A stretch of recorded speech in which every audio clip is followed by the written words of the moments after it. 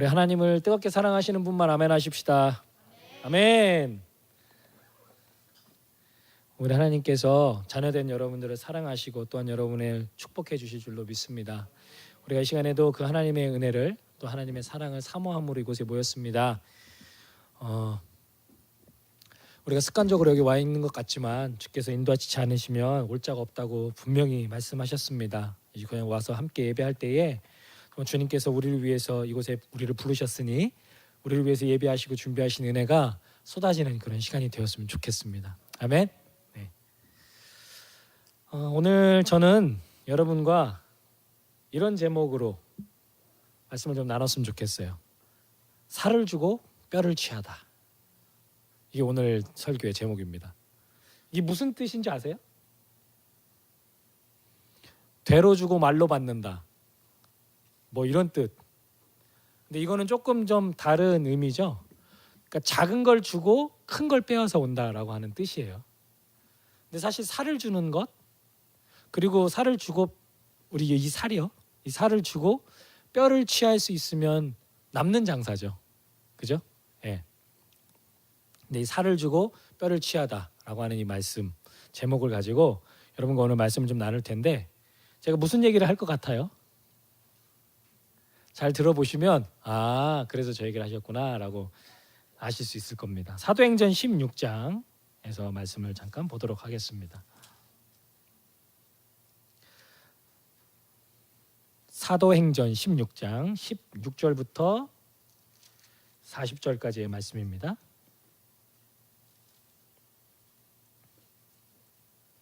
우리 기니까 제가 혼자 읽으면 또 여러분들이 지루할지도 모르니까 저 한 절 여러분도 한 절씩 이렇게 읽도록 하겠습니다.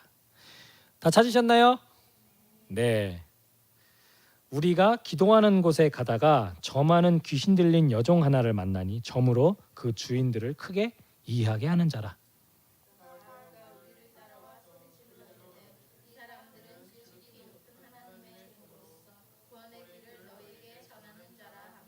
이같이 여러 날을 하는지라 바울이 심히 괴로워하여 돌이켜 그 귀신에게 이르되 예수 그리스도의 이름으로 내가 내게 명하노니 그에게서 나오라 하니 귀신이 즉시 나오니라.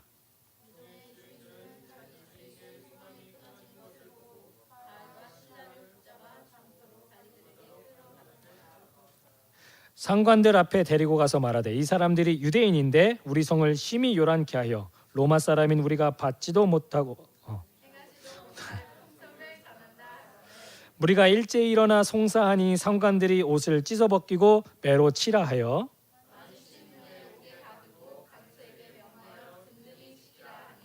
그가 이러한 영을 받아 저희를 깊은 옥에 가두고 그 발을 착고에 든든히 채웠더니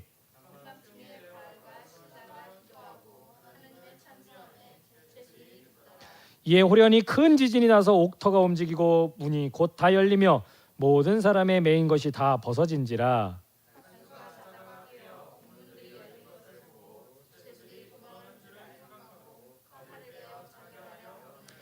바울이 크게 소리질러 가로되 내 몸을 상하지 말라 우리가 다 여기 있노라 하니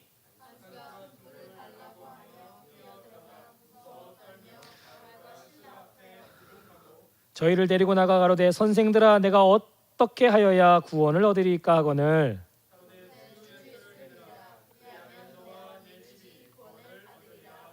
주의 말씀을 그 사람과 그 집에 있는 모든 사람에게 전하더라.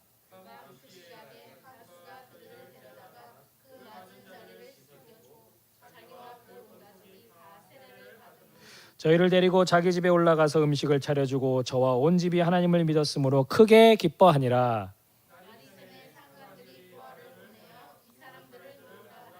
간수가 이 말대로 바울에게 고하되 상관들이 사람을 보내어 너희를 놓으라 하였으니 이제는 나가서 편안히 가라 하거늘.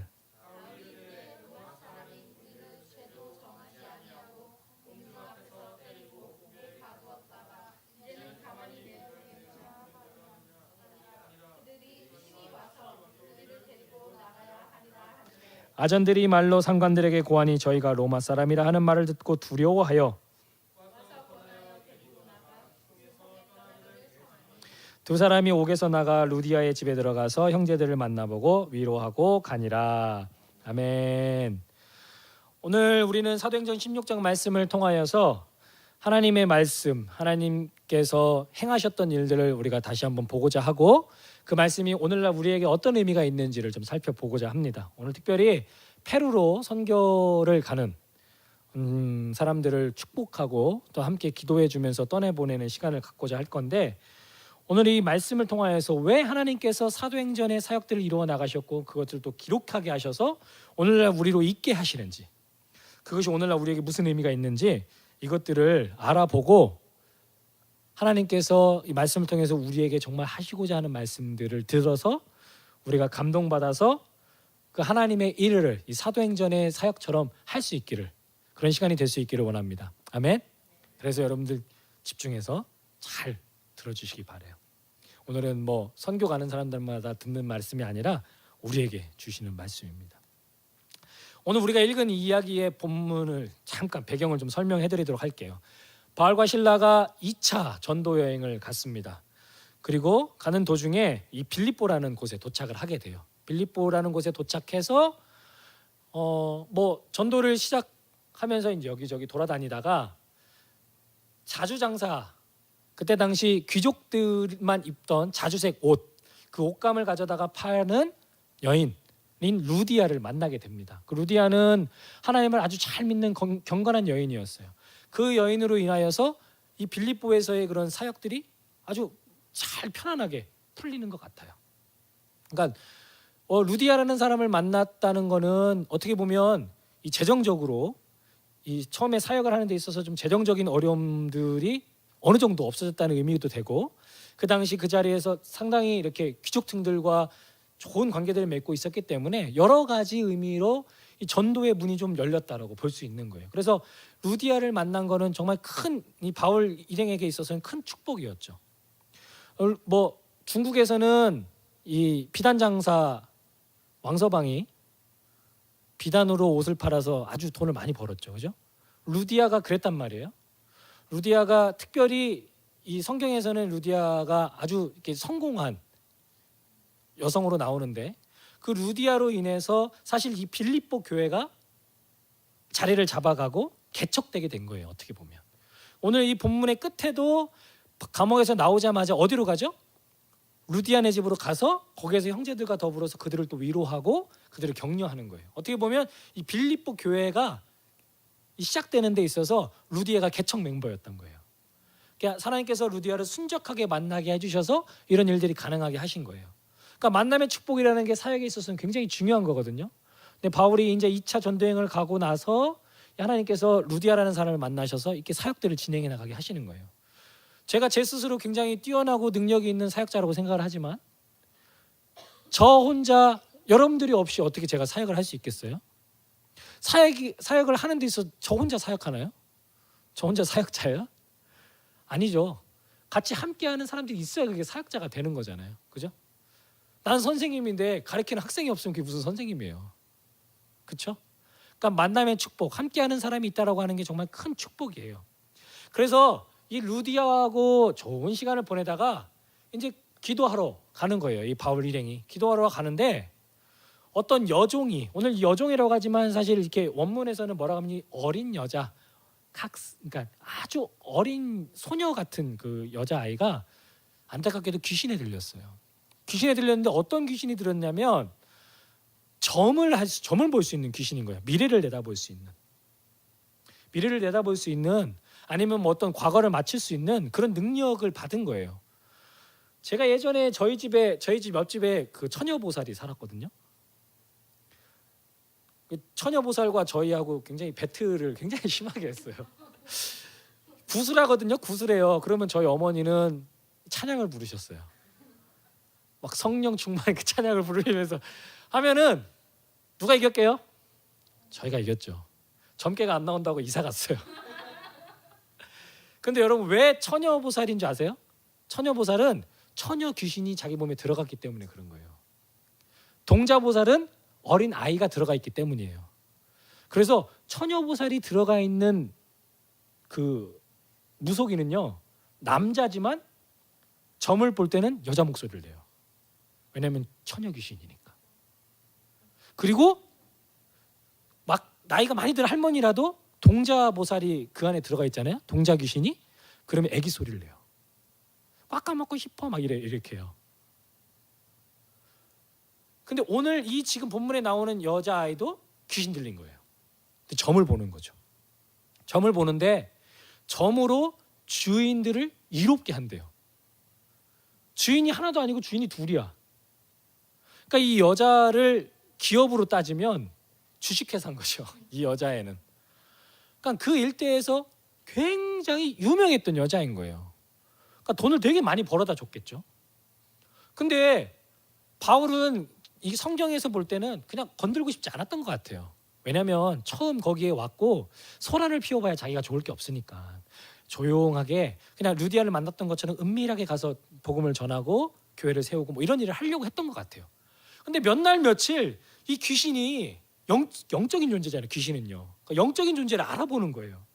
그러면서 막 저 사람들이 구원의 길을 예배하러 왔도다 막 그러면서 막 소리를 내고 저 사람들을 봐라 막 이러면서 너희들을 구원할 것이다 막 이러니까 바울이 너무 피곤했어요. 그래가지고 내쫓아버렸어요.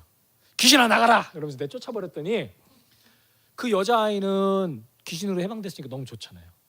근데 주인들이 난리가 난 거예요. 주인들이. 왜냐하면 더 이상 이 여자아이를 통해서 돈을 벌 수가 없으니까.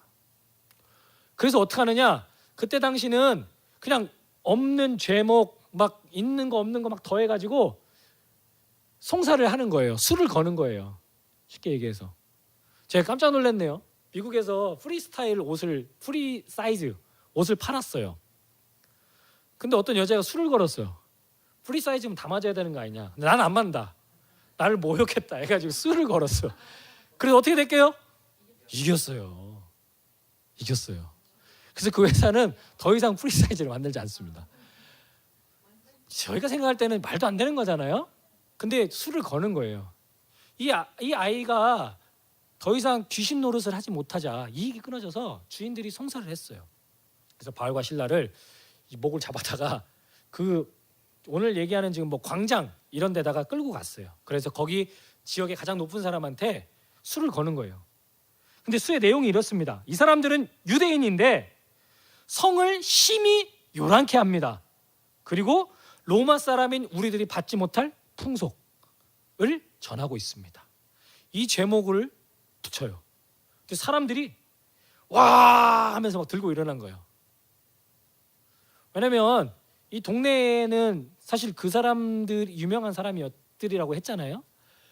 자기네 동네 사람들이 당하고 있으니까 외지 사람이 와서 그렇게 하니까 외지 사람이 와서 그 일을 하니까 이게 싫은 거죠. 그래서 막 사람들이 몰려들어서 바울과 실라를 막 이렇게 어떻게 하려고 하는 거예요. 그래서 어떻게 하냐?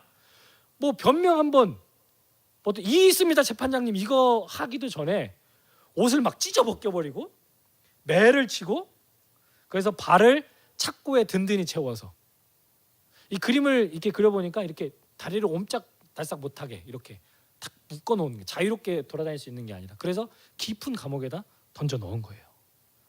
또 얼마나 이 바울과 실라가 복음을 전하다 얼마나 이렇게 힘든 일을 당했습니까?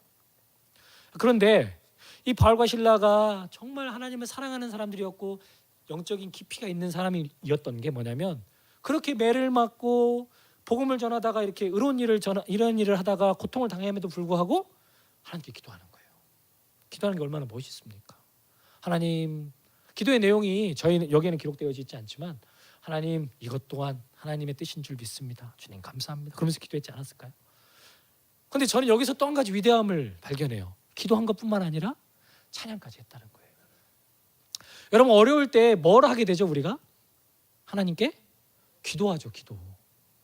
어려울 때 힘들 때 우리는 하나님을 물론 기도도 안 하는 사람도 있지만 기도를 한단 말이에요. 하나님께 기도합니다. 그런데 여러분 어렵고 힘들 때 하기 힘든 게 뭔지 아세요? 바로 찬양이에요. 찬양 부르기 힘들어요. 근데 기분 좋으면 뭐부터 나오죠? 찬양부터 나오죠. 그렇죠? 이런 믿음의 이 하나님의 믿음의 사람들은 어떤 위기 상황, 힘들고 자기들이 고통스러운 상황 가운데서도 하나님의 뜻을 찾고 그 안에서도 자기들이 존재하는 목적을 잃어버리지 않는다는 거예요. 어떠한 상황에서도 하나님을 찬양한다라고 하는 것을 잊어버리지 않는다는 거예요. 우리가 오늘 지금 비록 좀 더웠지만 하나님을 찬양하는 이것을 덥다고 해서 잊어버리지 않았잖아요. 그죠? 우리가 그래야 되는 거예요. 이 바울과 실라처럼 어떠한 상황 가운데 있어도 하나님의 뜻하심을 그 안에서 발견하려고 노력하고 하나님을 영화롭게 해드리고 기쁘시게 하기 위해서 살아가야 되는 거예요. 이 바울과 실라처럼.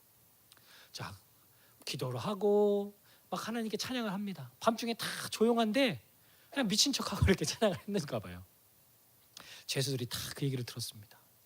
그런데 이게 웬일이에요? 밤중에 지진이 일어나는 거예요. 지진이 일어나고 그러면 막 다 부셔지고 건물이 부서지고 해야 되는데 이상한 게 막 그런 게 아니라 지진이 일어나니까 막 문이 열리고 열쇠가 막 풀어지고 지진하고는 사실은 전혀 상관없는 일이에요. 지진이 일어난다고 해서 이게 풀리나요? 그렇지 않죠. 막 이게 흔든다고 풀려요? 아니잖아요. 근데 이렇게 풀어나는 거예요.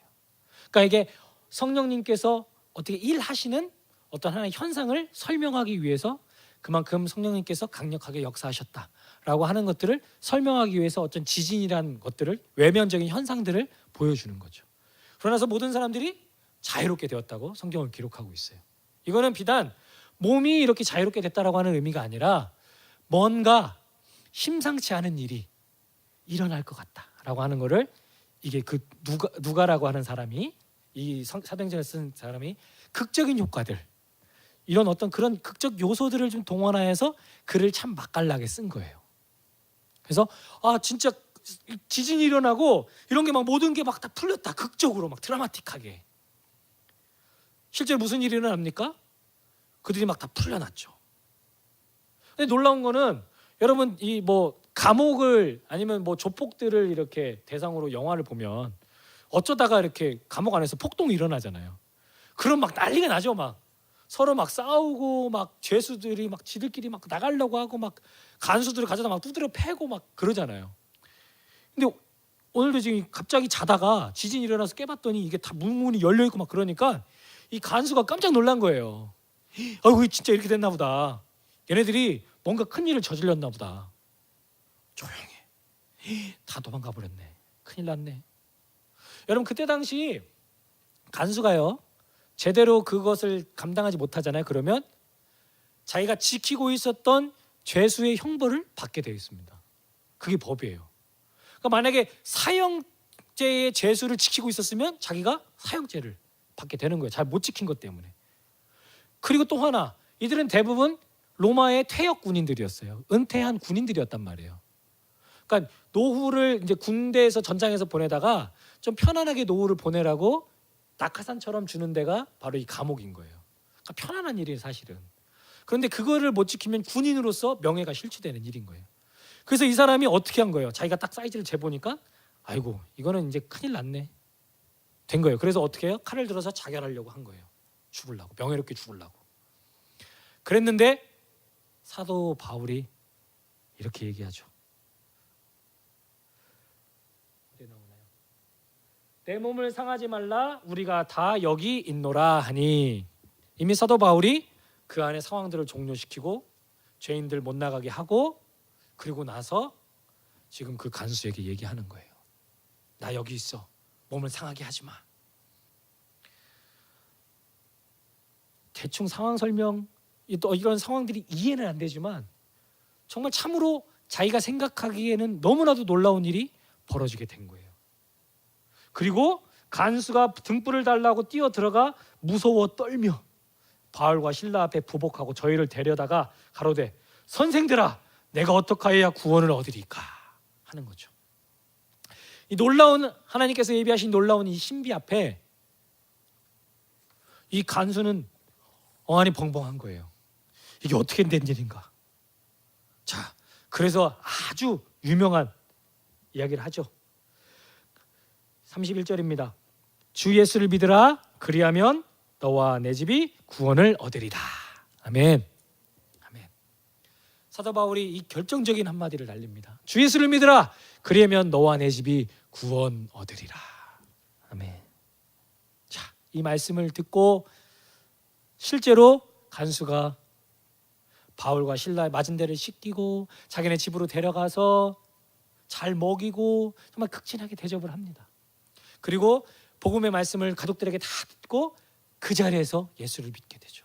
그리고 하나님을 믿었으므로 크게 기뻐하였더라라고 성경은 기록하고 있습니다. 자, 거기까지가 지금 이야기, 아주 극적인 이야기들이 지나갔어요. 자, 하룻밤 잤습니다. 그 다음이에요. 그 다음날 날이 새면 상관들이 그 부하들을 보내서 이제 그들을 데리고 나오라고 합니다. 아마 그냥 큰 죄는 아니고 소동을 일으킨 죄, 가벼운 죄니까 하루 정도 이렇게 머물다가 훈방조치로 내보내려고 했던 것 같아요. 그래서 내보내려고 하는데 바울이 이렇게 얘기합니다. Wait a minute. 무슨 얘기예요? 간수가 가을에게 이렇게 데려와서 이제 편안히 가라 하니까 바울이 이르되 로마 사람인 우리를 죄도 정치 아니하고 공중 앞에서 때리고 옥에 가두었다가 이제는 가만히 우리를 내어보내고자 하느냐? 아니라 저희가 친히 와서 우리를 데리고 나가야 하리라.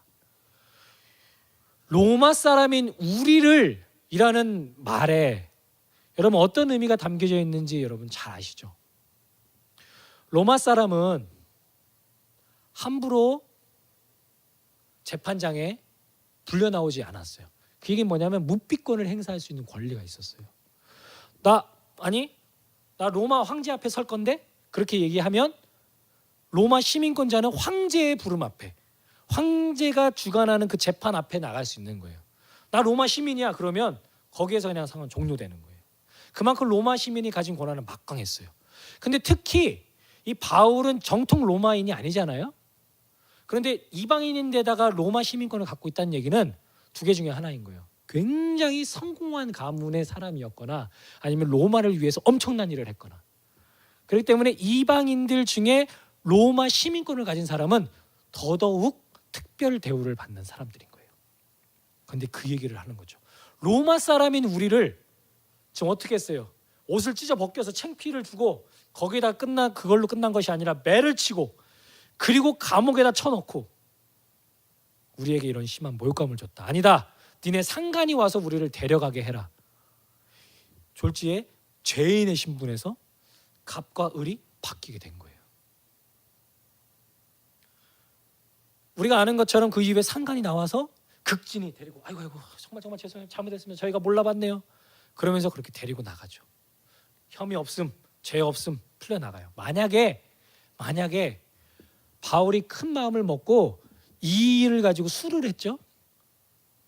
그러면 이 사람들 다 모가지예요. 그 당시에 그 자리에 가장 높은 사람들 모가지인 거예요. 이 짧은 이야기 속에 사실 정말 이렇게 엄청난 이야기들이 많이 담겨져 있는 거예요. 근데 제가 이 이야기를 다 말씀드렸어요. 그런데 저는 또 궁금증이 생기는 거죠. 왜 바울은 이야기하지 않았을까? 자기가 로마 시민권인 걸. 여러분 이 바울과 실라가 옥에 갇혔죠? 그죠? 갇혔죠? 근데 여러분 사도행전에 바울의 일행이라고 소개된 사람은 바울과 실라뿐만이 아닙니다. 뭔 얘기냐면 16장 나오기 처음에 디모데가 등장해요. 그리고 이 글을 기록한 누가가 등장하죠. 4명이에요. 4명 다 시민권자예요. 근데 그 중에서 바울과 실라만 잡혀 들어갔어요.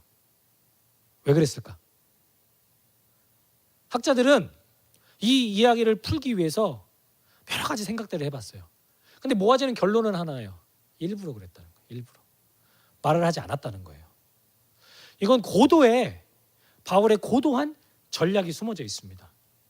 이게 바로 살을 주고 뼈를 취하는 전략이에요. 여러분 이해가 되실지 모르겠지만 사도 바울은 순회를 하면서 개척을 했어요. 자기가 계속 있는 게 아니라 언젠가는 그곳을 떠나야 됐어요. 남아있는 사람들끼리 교회를 개척해 나가야 됐다는 거예요. 근데 바울이 얼마나 오래 있었던 적도 있지만 짧게는 항상 짧게, 왜냐하면 많은 곳을 돌아다녀야 했기 때문에 짧은 시간 사역하다가 끝내야 됐어요. 저하고 같이 이렇게 사역을 하다가 제가 무슨 일이 있어 다른 데를 가게 되면 이곳이 아무래도 세워지기가 참 힘들겠죠. 그죠? 참 어려움이 많겠죠. 그런데 바울은 영적인 감각이 뛰어난 사람이었어요. 이건 저의 추측일 수도 있지만 성경이 이런 부분들을 증거하고 있습니다. 무슨 얘기냐면 바울은 그 이후에 자기가 없는 자기가 없는 빌립보 교회를 상상했어요. 그리고 빌립보 교회가 든든하게 세워지기를 원했습니다. 근데 그게 사람의 힘이 아니라 하나님의 힘으로 세워지기를 원했어요. 그래서 감각적으로 하나님께서 하실 일들을 기대하고 이 일을 통해서 역사하실 하나님을 많은 사람들이 보기를 원했어요. 그것들로 인하여서 빌립보 교회가 든든히 세워질 것이라고 믿었기 때문이에요. 그래서 일부러 살을 주는 거예요. 물론 이게 저의 추측일 수도 있습니다. 근데 여러분 한번 좀 더 얘기를 들어보세요.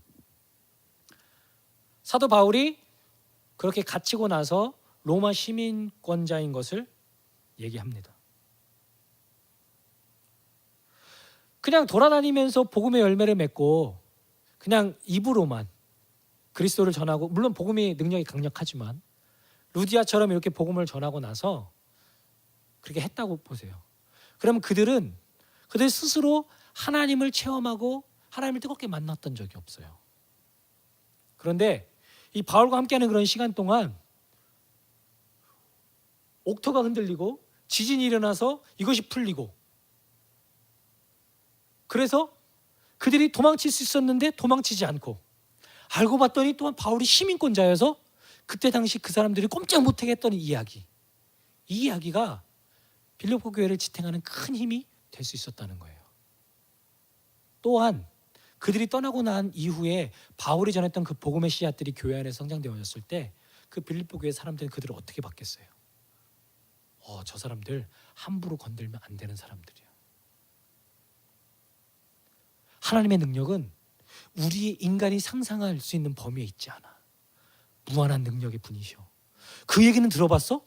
그 어린 계집애 있잖아, 여자아이. 그 귀신 나간 거, 그 바울이 그랬잖아. 그가 세운 교회야, 바로 저 교회가. 여러분, 이런 일들이 빌립보 교회 가운데 얼마든지 일어날 수 있었다는 거예요. 바울은 로마 시민권자라는 그 말 한마디면 굳이 당하지 않아도 되는데, 로마 시민권자라고 굳이 얘기하지 않아서 엄청난 대가를 지불했어요. 모욕당하고 매 맞고 하루였지만 감옥에도 갇혀보고 고통당했단 말이에요. 그러지 않아도 됐는데 그것이 그렇게까지 큰 일이었을지 아마 바울과 실라는 몰랐겠죠. 그렇게까지 심한 고통을 당했는지 몰랐겠지만, 그러나 그들은 수치와 모욕, 괴로움, 육체의 고통들을 묵묵히 견뎌냈습니다. 결과적으로 따지면 이 빌립보 교회를 세우기 위한 이야기도 되었지만, 이 감옥 안에서의 이 사건은 간수와 간수의 가족을 세우기 위한, 그들을 구원하시기 위한 하나님의 계획의 일환이었고, 그들이 매맞고 고통당하고 힘들었던 것은 하나님께서 간수와 그의 가족을 구원하시기 위해서 만드신 연출된 사건이었다라고 하는 결론을 내릴 수 있게 되는 거예요. 우리가 지난주에도 공부했지만 하나님이 연출하시고 하나님께서 이끌어 가시는 그 영화는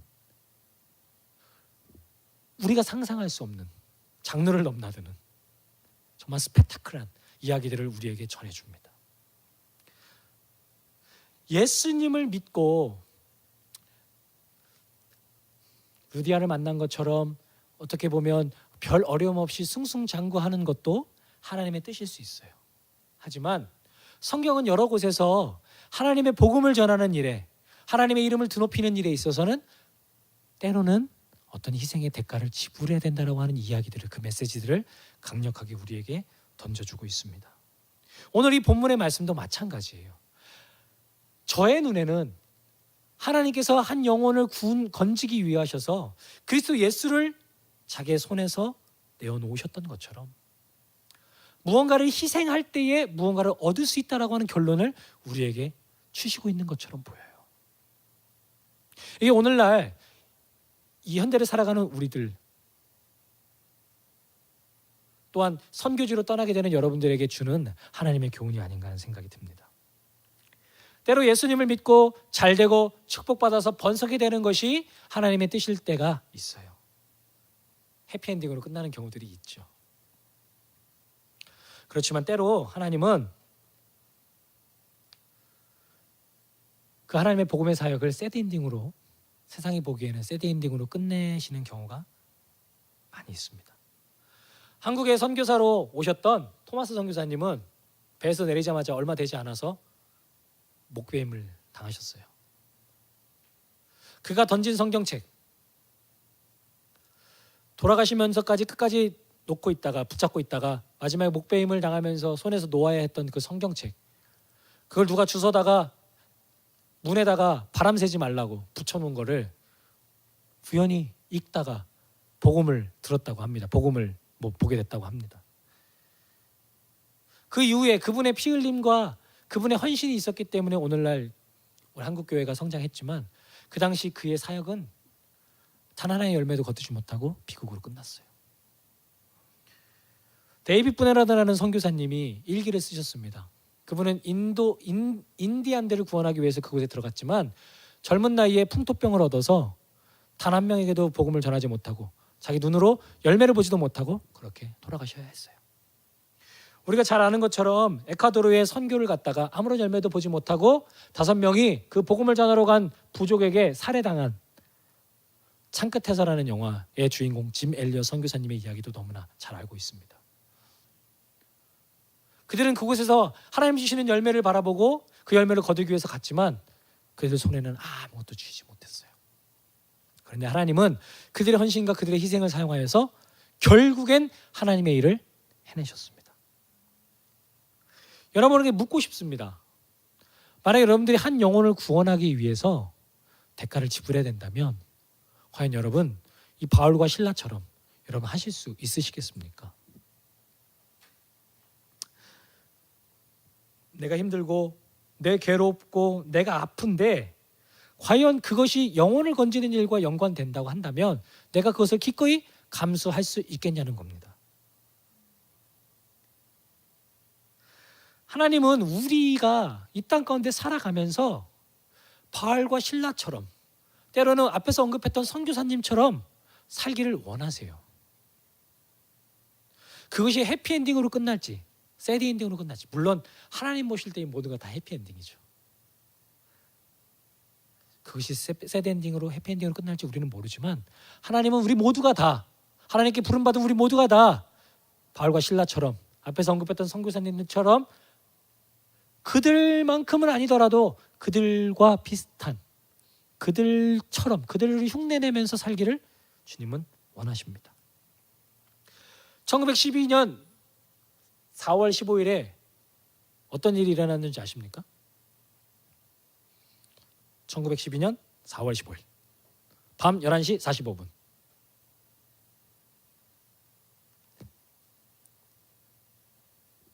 무슨 일이 일어났을까요?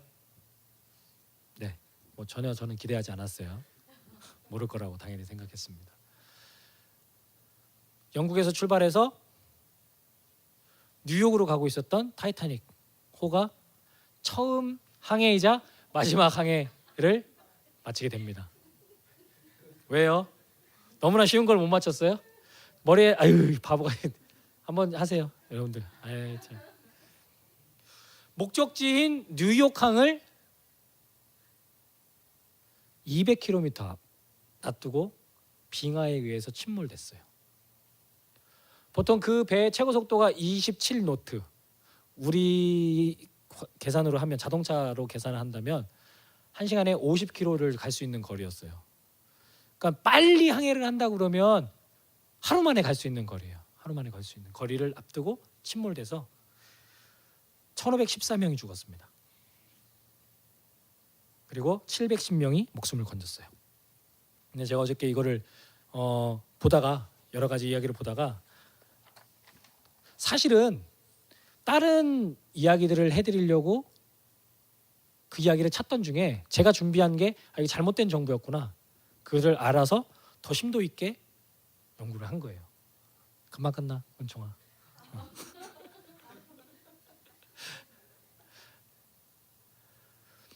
타이타닉호에 많은 사람들이 타고 있었잖아요.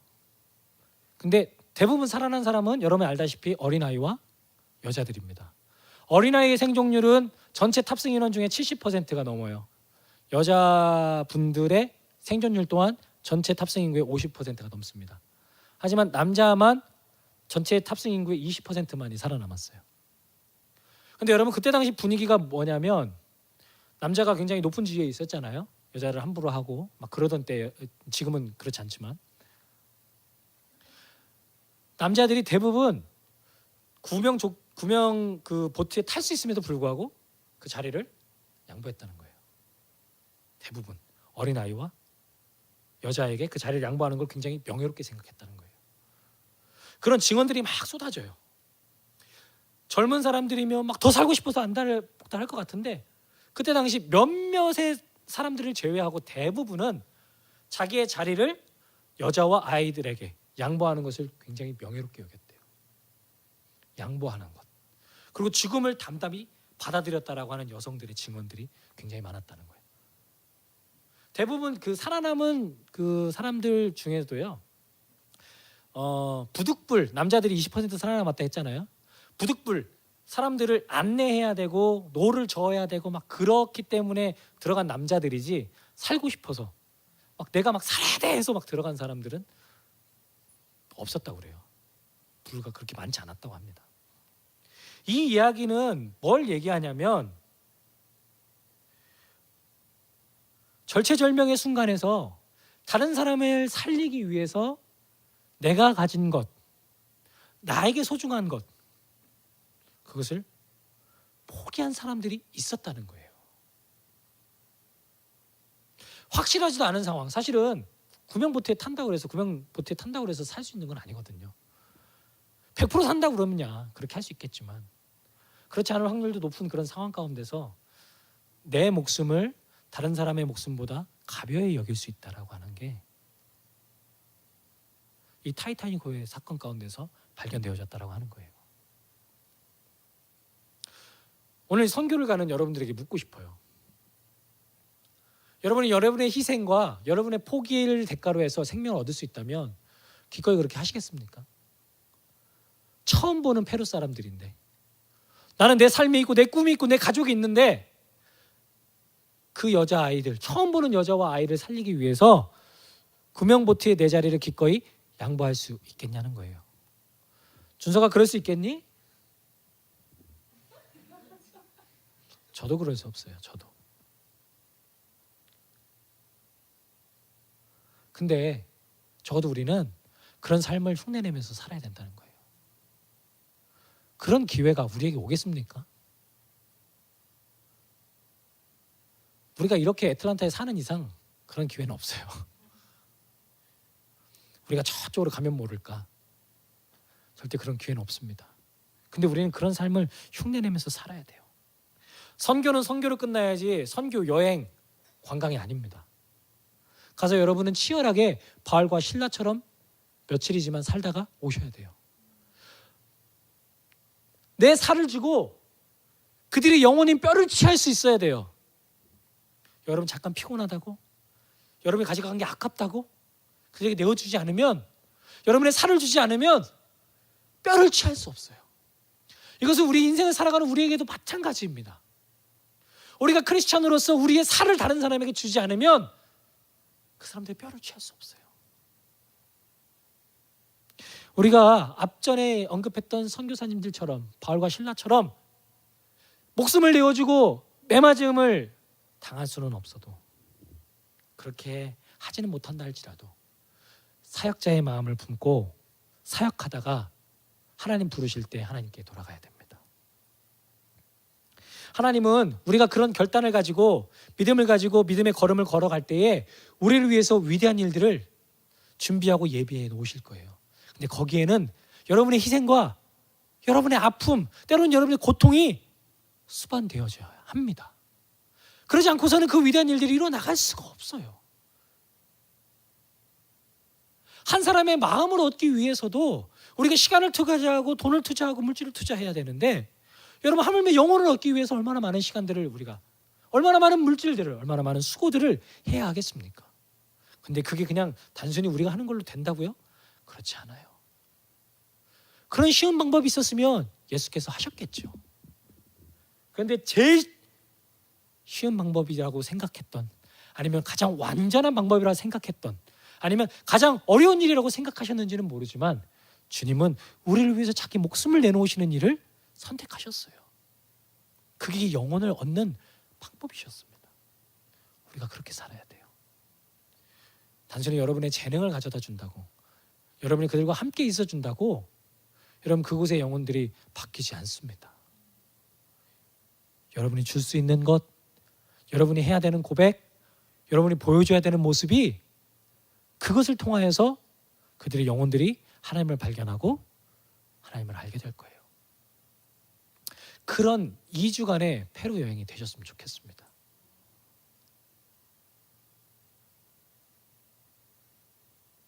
사랑하는 여러분, 말씀 마치겠습니다. 살을 쥐고 뼈를 취한다는 말, 이제 여러분 무슨 말씀인지 아시겠나요? 일부러 잡힌 것처럼 보인 이 바울과 실라의 모습을 보면서 우리 크리스찬들이 이 땅에서 어떻게 살아야 될지 조금은 알 것 같습니다.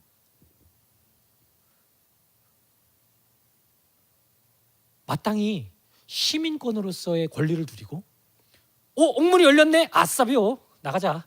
하나님의 뜻이야. 쉬운 방법을 선택해서 루디아한테 저 밖으로 나가는 배편 하나 잘 준비해 주세요. 위조된 여권하고 이래가지고 뭐 밀항을 할 수도 있는데 그런 방법을 선택하지 않고 온몸으로 맞섰어요. 온몸으로 맞섰어요. 그랬을 때 하나님께서는 바울과 실라를 통하여서 하나님의 사역들을 이루어 나가시고 하나의 교회 같은 데니 세울 수 있도록 하나님께서 인도해 가십니다. 저와 여러분들이 이 땅 가운데서 그런 역할을 하는 사람들이 되었으면 좋겠어요. 제2의 바울, 실라, 제2의 짐 엘리엇 선교사 같은 사람들이 여러분 가운데서 나왔으면 좋겠습니다. 기도하겠습니다.